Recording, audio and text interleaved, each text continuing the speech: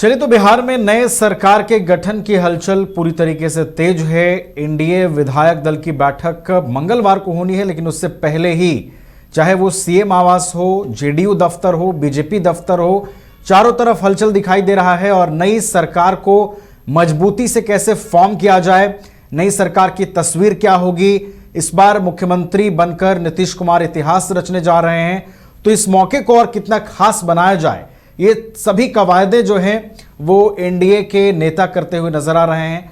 आज क्या कुछ पूरा हलचल है, उसकी जानकारी लेंगे। हमारे साथ हमारे सहयोगी अमित पटना से हमारे साथ जुड़े हुए हैं। अमित, देखिए 20 नवंबर को शपथ की तारीख सामने आ गई है और कल मंगलवार को जो है एनडीए विधायक दल की बैठक होनी है, लेकिन उस बैठक से पहले अमित ये बताइए कि आज किस तरह की हलचल दिखाई दे रही है, आज क्या गतिविधियां रहने वाली हैं?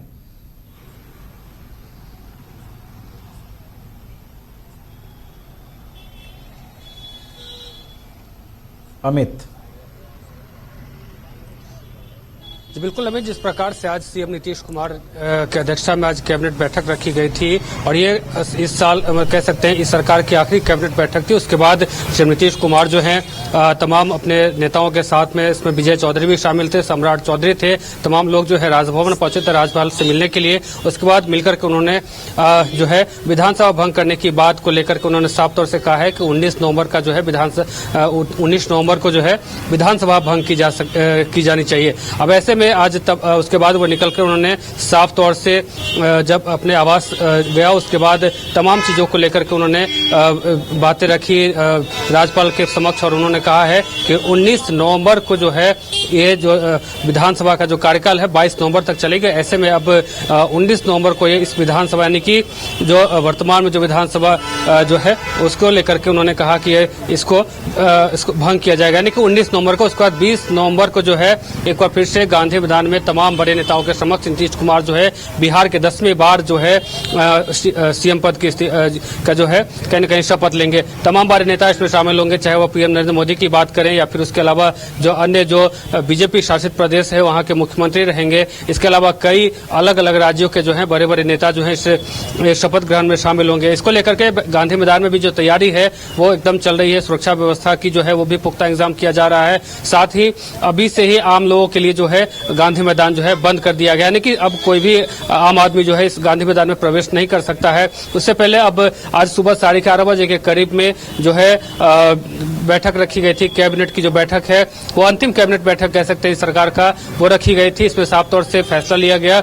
उसके बाद सीएम नीतीश, सम्राट चौधरी एक ही गाड़ी में सवार होकर के, साथ में विजय चौधरी भी शामिल थे। ये तमाम लोग जो है राजभवन पहुंचते हैं, राज्यपाल से मुलाकात करते हैं और उसके बाद कहीं न कहीं राज्यपाल के समक्ष अपनी बात जो है वो प्रस्तुत करते हैं। राज्यपाल से उन्होंने साफ तौर से कहा है कि जो वर्तमान में जो विधानसभा चल रहा है उसको जो है 19 नवंबर को भंग किया जाएगा। अब ऐसे में कयास ये भी लगाया जा रहा है कि जब तक नीतीश कुमार को तमाम जो एनडीए के नेता हैं यानी कि विधायक दल का नेता अगर नहीं चुन लिया जाता है, तब तक सीएम नीतीश कुमार इस बात को लेकर के अभी कहीं न कहीं वो इस्तीफे की पेशकश नहीं कर रहे हैं। तो ये भी एक अहम मुद्दा है कि अब कल यानी कि मंगलवार को जो है जेडीयू के भी विधायक दल की बैठक होनी है, वहीं एनडीए की भी विधायक दल की जो बैठक है होनी है। उसके बाद सर्वमान्य से जो है यह फैसला लिया जाएगा कि नीतीश कुमार इस एनडीए के जो है विधायक दल के नेता होंगे। उसके बाद कहीं न कहीं वो 19 नवंबर को जो है इस्तीफे की पेशकश जो है राज्यपाल के समक्ष करेंगे। उसके बाद बता दें नवीन की जिस प्रकार से राजभवन से वो निकले हैं, सीएम आवास गए हैं। सीएम आवास से निकलने के बाद विजय चौधरी जो कि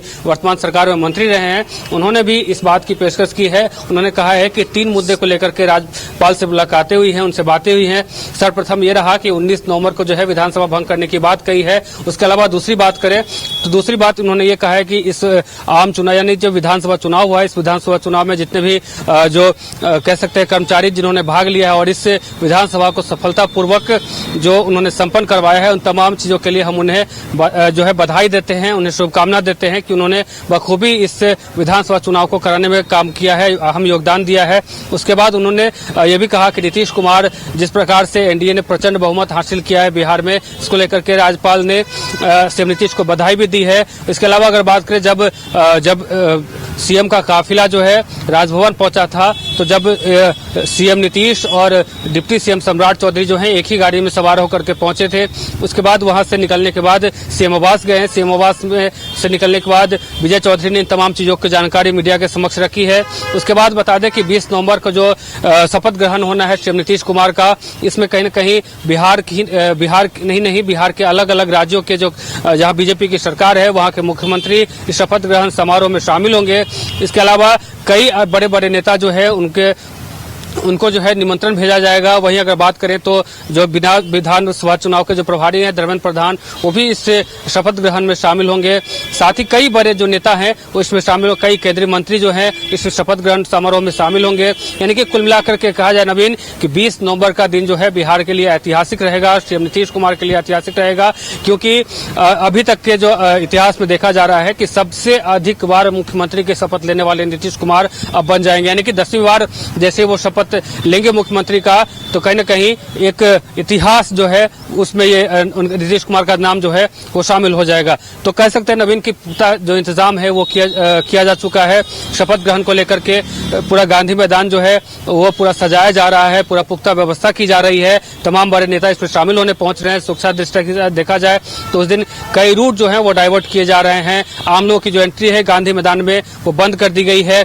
साथ ही अगर देखा जाए तो कहीं न कहीं सुबह से ही सीएम आवास के बाहर राजभवन के समक्ष जो है, यानी कि ये भी कह सकते हैं कि सियासी गलियारों में काफी हलचल तेज थी। वहीं अगर बात करें नवीन तो आज 2 बजे जो है आरजेडी की भी बैठक रखी गई है। आरजेडी की बैठक में तमाम बिंदुओं पर चर्चाएं होंगी कि आखिर इस विधानसभा चुनाव में जो हार का सामना करना पड़ा है, काफी नुकसान पहुंचा है आरजेडी को। जहां पिछले विधानसभा चुनाव में आरजेडी के 75 सीटें थी, अब घट करके वो कहीं न कहीं डबल डिजिट में कह सकते हैं कि 25 सीटें पे आ गई है। तो इसको लेकर के भी कहीं न कहीं मंथन किया जाएगा कि आखिर कहाँ क्या कुछ नुकसान हुआ है, हमने कहाँ गलतियां की हैं, हमने विधानसभा चुनाव में कौन सी गलती हमारी जो है वो इतना बड़ा खामियाजा उसके लिए भुगतना पड़े। इन तमाम चीजों पे मंथन होगी। जो भी प्रत्याशी रहे हैं आरजेडी के वो पहुंचेंगे, जो जीते हैं वो भी पहुंचेंगे। यानी कि कुल मिलाकर के सभी लोग जो है आरजेडी के बड़े नेताओं के साथ ये बैठक रखी गई है। इस बैठक में तेजस्वी यादव भी मौजूद रहेंगे और कहीं न कहीं इस हार का जो है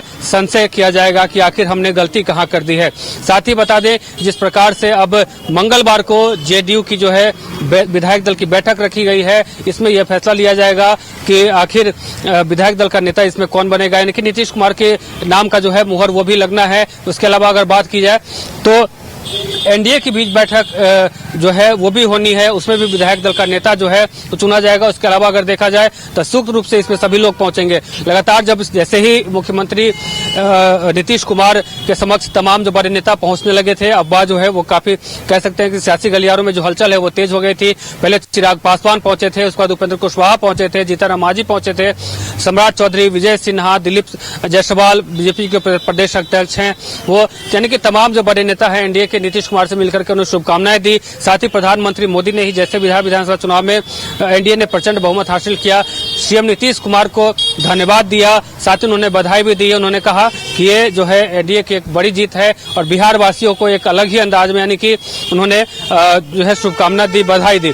तो नवीन ये कह सकते हैं कि मंगलवार का जो दिन है वो काफी अहम होगा, क्योंकि उस दिन जेडीयू की भी विधायक दल की बैठक होनी है, एनडीए की भी होनी है। साथ ही 19 नवंबर को जो है कह सकते हैं कि विधानसभा भंग करने की बात जो है वो भी की जाएगी। यानी कुल मिलाकर के देखा जाए तो आने वाला जो 2-3 दिन है बिहार के लिए काफी महत्वपूर्ण है, क्योंकि इन 3 दिनों में जो है पूरा आगे की राजनीति जो है उसके लिए रणनीति बनाई जाएगी, कार्य किए जाएंगे, चाहे वो कह सकते हैं विधायक दल के नेता चुनने की बात हो या फिर अगर कह सकते हैं कि विधानसभा भंग करने की बात हो। इसके अलावा अगर देखा जाए तो कहीं न कहीं जो है 20 तारीख को शपथ ग्रहण की बात हो। साथ ही कहीं न कहीं कैबिनेट मंत्रियों को लेकर के यानी मंत्री परिषद की को लेकर के भी कहीं न कहीं कई बातें सामने निकल के आ रही है। जीतन मांझी ने जिस प्रकार से उन्होंने भी बयान दिया है कि इस बार 36 टोटल मंत्री होंगे, यानी कि अगर देखा जाए तो 16 और 16 जो है